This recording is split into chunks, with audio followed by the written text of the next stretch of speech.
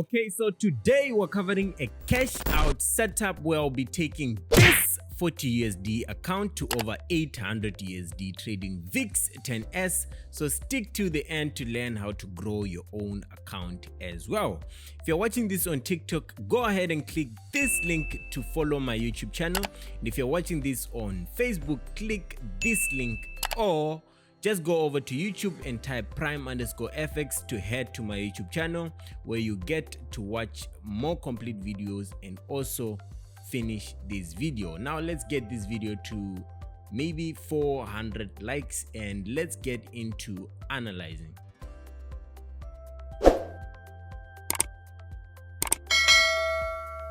Okay, so let's go ahead and head to the history. You can see there's some transaction that took place, and then there is the 40 USD in our balance. So we're starting the analysis on the weekly time frame, and on the weekly time frame we're starting right there at the top there where there's a stop hunt that took place. So price gave us a stop hunt, and then it was already inside or within the weekly order block, so it was bound to just drop down. But if we look at it from the daily time frame, while it formed that stop hunt, it hit the daily order block. So if I stretch this trend line, you can see it hit it perfectly, and then that's when it decided to drop.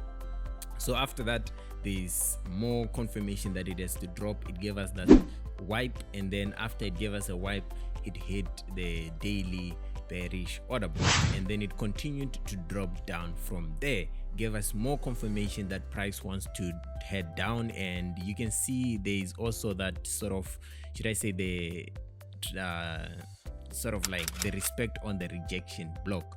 So price hit the rejection block and then it dropped down. So now we broke a significant low or a structure right there. So after price broke, it returned and then it respected that mitigation, and then it continued to drop down. So we have to continue dropping with it. Now it respected the mitigation block on the daily, and then it dropped down to another significant low. So yeah, you can see if I zoom out, this low right here is on a high time frame. So yeah, it broke structure below that low, and what we expect it to do is return back into the range, and then we'll probably drop down. But I still believe if we zoom in, it has to buy to some certain level where we're going to later sell. So on the daily and on the weekly, it's obvious it's on the daily order block, and it has to drop. But where exactly should we sell? Not quite yet. I don't want to sell right now, because remember I told you it has to buy to some level, and then that's when we can sell it. So I want to show you why I bought. I'm going to end up buying. So market structure gave us on the 1 hour that change of character. It was sort of like a reversal, or we're sort of in a retracement. So price hit the 4-hour order block, and then it shot up again. This is a retracement again. It went to wipe. So yeah, it wasn't a BOS, so it wiped and then returned back down to respect another 4-hour bullish order block. So we're basically in a bullish institutional order flow. Broke structure right above that high, and you can see it kept on shooting up. I didn't want to go into the detail of that whole move, so it kept on shooting up on the 4-hour to that high. So at that high right there, it gave us another wipe or a stop hunt, and then that's when it retraced down to give us another stop hunt below that low, and we're sort of continuing the retracement. So below that, while it gave us a stop hunt, it respected the 1-hour order block. So now we have to look deeper to find a buy opportunity. Price respected the 1-hour order block right there, shot up again, and it didn't give us sort of a BOS, and so it basically respected another 1-hour order block just right above that previous 1-hour OB. So now this is when it gave us a proper BOS or break of structure, and this current return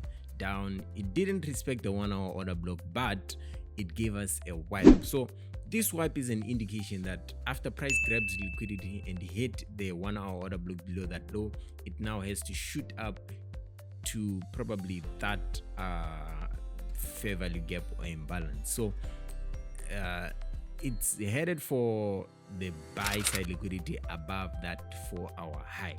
And the reason why it's headed above there is because there's a interest point, which is the fair value gap. I'll show you guys later. But currently, price wiped and then it hit the 30-minute order block or the 1-hour order block, and we have to find a buy opportunity.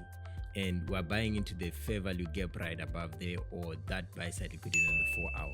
So right now it's stepping on top of the 30-minute order block, and it has to propel into the buy side liquidity or the imbalance.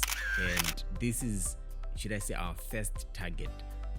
Price filling that fair value gap or imbalance, and then we can exit. So price might be headed for the buy side imbalance above that high, and then it will drop down later. So we're currently buying right now. This is when I started buying, in hopes that it will reach for either one of these. It might reach for it has to reach for the buy side liquidity internally, and the imbalance internally, or that imbalance above in the 4-hour time frame.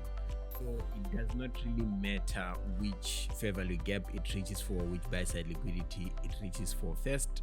All we know is it has to buy and shoot for either one. And that's when I started entering, and we have to see what happens afterwards.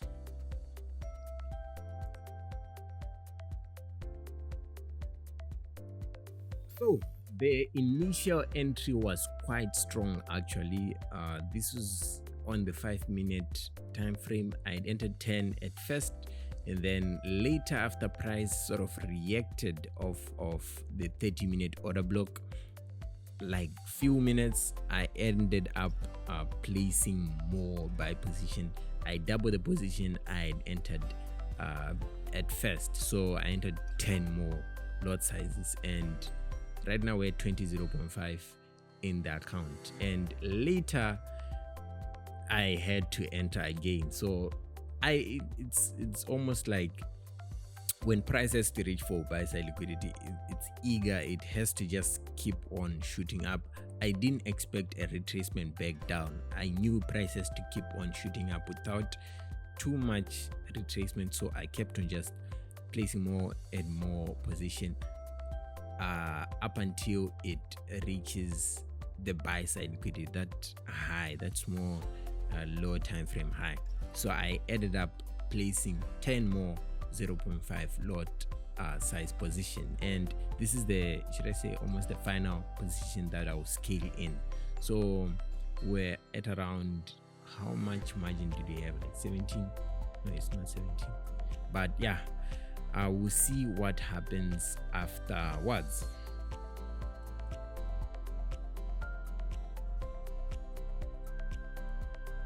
So just a few hours, probably an hour and 30 minutes, we're already in 300 USD profit. That's just pure profit. Remember, this is from 40 USD to 300. That's just insane. And like I said, I just bought right below price breaking out of the buy side liquidity, or that small high, and yeah, I stopped from there, and you can see price just kept on shooting up into the imbalance. And at this point again, I just had to go full margin. I actually don't have a reason why. Price did not retrace. I wanted it to retrace back and do, like sort of a resistance turn into support, but it did not retrace back down into the, should I say, that zone where I bought. So I just ended up placing for full margin just because. So I went in full margin, and then with 40 USD margin, that's insane. And after many hours, we're at a huge amount of profit, and that's 40 USD to 800 USD. One setup and one trade. That's insane. So this is the power of scaling in. If you keep on scaling in, know how to scale in, that's also the key. If you know where and how to scale in, and if you have enough experience with the instrument, you can benefit more from entering and staking in as it goes into your direction. So yeah, this is the video, guys. 40 USD to 800 USD in one trade. That's insane. I've actually never done that before. So yeah, thank you guys for watching the video. Make sure to like, comment, and subscribe if you haven't. Or see you guys on the next video.